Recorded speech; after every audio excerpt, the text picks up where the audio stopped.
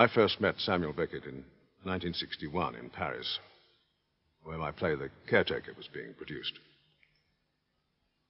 He came into the hotel walking very quickly indeed. He had a very sharp stride and quick handshake. He was extremely friendly. I'd known his work for many years, of course. But it hadn't led me to believe that he'd be such a very fast driver. He drove his little Citroën from bar to bar throughout the whole evening. Very quickly indeed.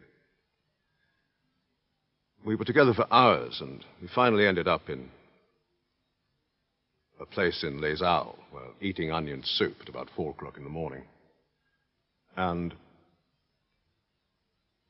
I was, by this time, overcome through, I think, alcohol and tobacco and excitement, with indigestion and heartburn. So I lay down on the table. I could still see the place. When I looked up, he was gone. As I say, it was about 4 o'clock in the morning. I'd no idea where he had gone, and he remained away, and I thought perhaps this has all been a dream. I think I went to sleep on the table, and about 45 minutes later, the table jolted, and I looked up, and there he was, and he had a package in his hand, a bag.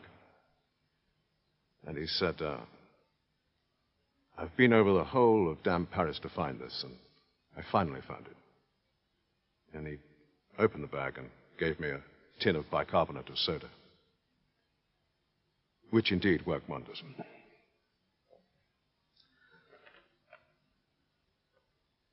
Some time ago, a friend of mine showed me a letter I'd written to him in 1954,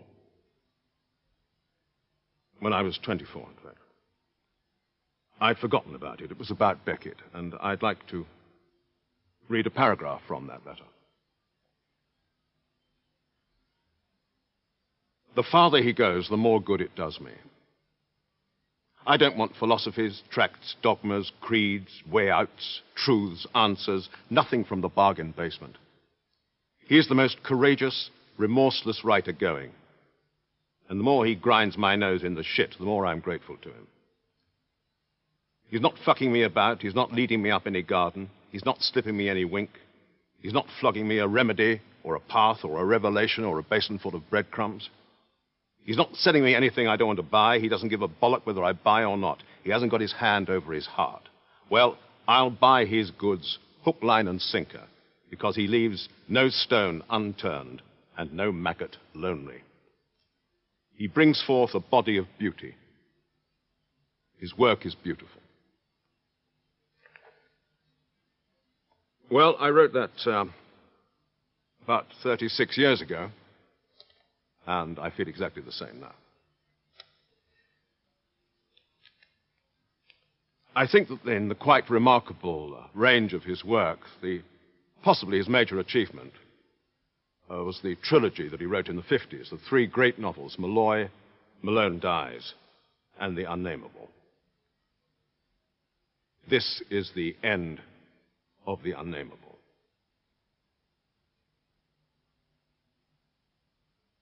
I see nothing.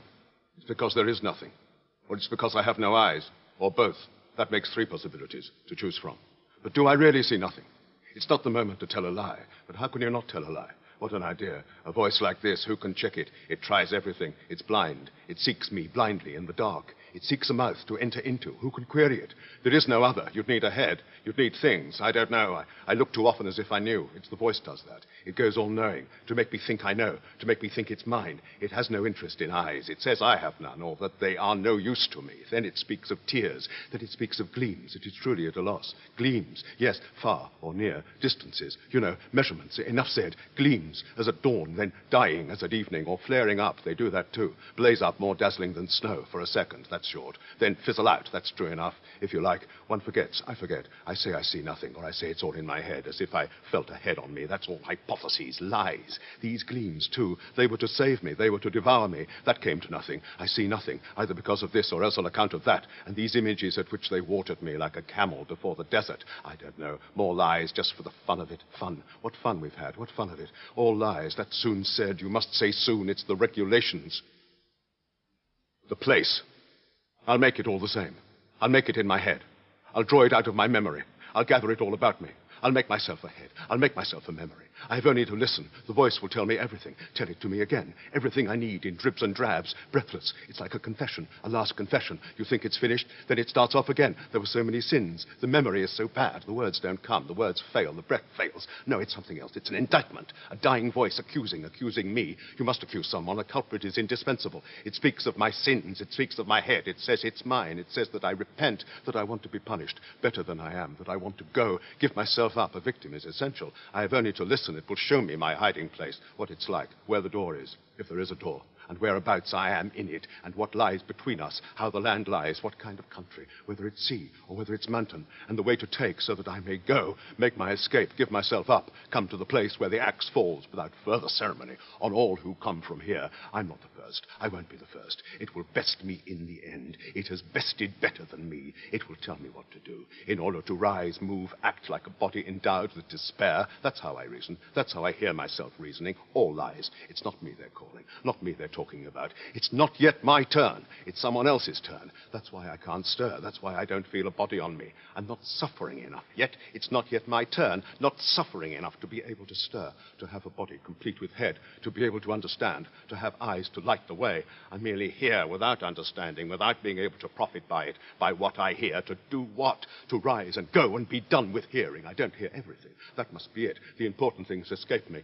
It's not my turn. The topographical and anatomical information in particular is lost on me. No, I hear everything. What difference does it make the moment it's not my turn to understand, my turn to live, my turn of the life screw? It calls that living, the space of the way from here to the door. It's all there in what I hear, somewhere. If all has been said, all this long time, all must have been said, but it's not my turn to know what? To know what I am, where I am, and what I should do to stop being it, to stop being there. That's coherent. So as to be another. No, the same. I don't know.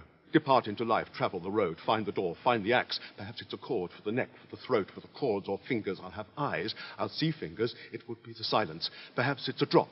Find the door, open the door, drop into the silence. It won't be I. I'll stay here or there, more likely there. It will never be I. That's all I know. It's all been done already. Said and said again. The departure, the body that rises, the way in color, the arrival, the door that opens, closes again. It was never I. I've never stirred. I've listened. I must have spoken. Why deny it? Why not admit it? After all, I deny nothing. I admit nothing. I say what I hear. I hear what I say. I don't know one or the other or both. That makes three possibilities. Pick your fancy.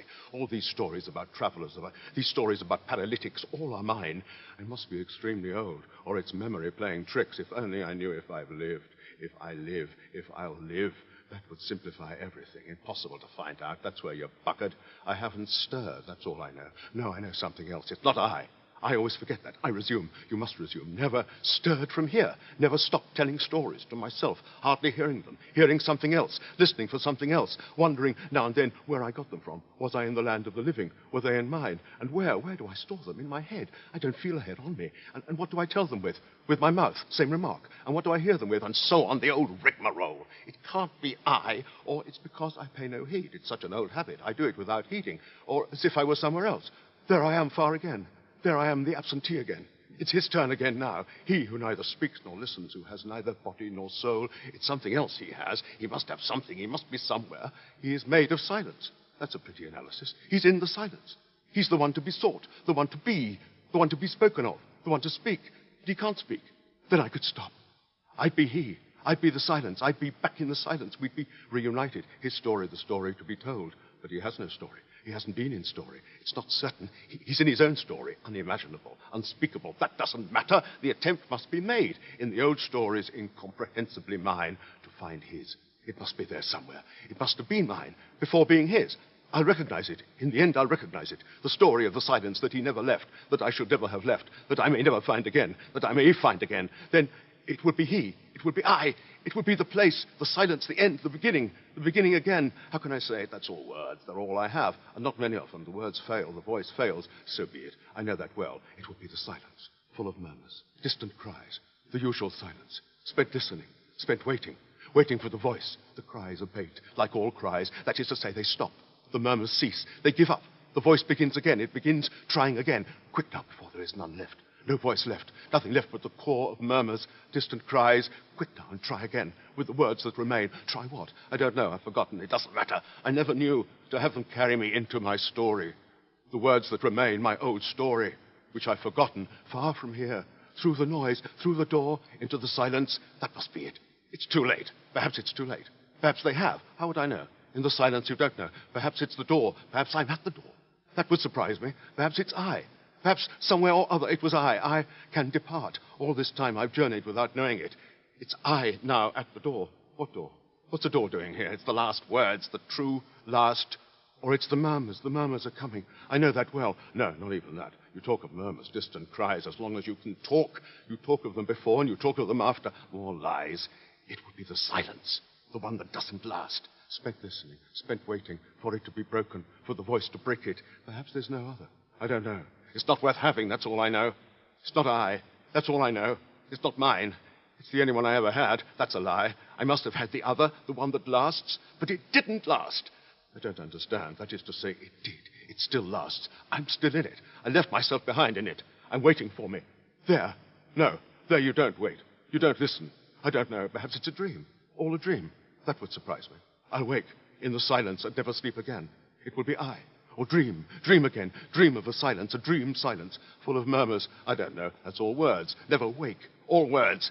There's nothing else, you must go on. That's all I know. They're going to stop. I know that well. I can feel it. They're going to abandon me. It will be the silence, for a moment, a good few moments, or it will be mine, the lasting one, that didn't last, that still lasts. It will be I. You must go on. I can't go on. You must go on. I'll go on. You must say words, as long as there are any, until they find me, until they say me. Strange pain, strange sin. You must go on. Perhaps it's done already. Perhaps they have set me already. Perhaps they have carried me to the threshold of my story, before the door that opens on my story. That would surprise me. If it opens, it would be I. It would be the silence. Where I am, I don't know. I'll never know. In the silence, you don't know. You must go on. I can't go on. I'll go on.